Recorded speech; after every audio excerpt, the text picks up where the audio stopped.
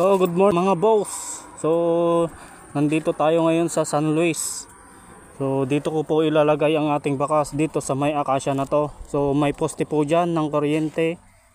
Then ito po tapat po nito. Basta dito po sa tapat nito. Then dito po tayo magbabakas yan sa akasyang yan. So ito po yung ating ibabakas. So may pang merienda na po tayo dyan. Ayan So dito lang po natin ibabakas sa Barangay San Luis, Rosales, Pangasinan.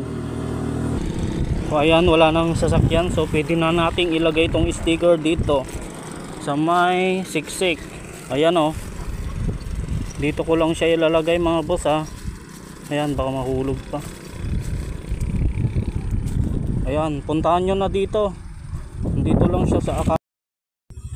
So puntahan nyo na mga boss. Ito po yung location nya, Barangay San Luis, Rosales, Pangasinan. So tapat po dito. Then nandito po ang ating bakas sa may akasya. Hanapin nyo na lang po dyan. Ayan nakikita ko yung white na yan Yan.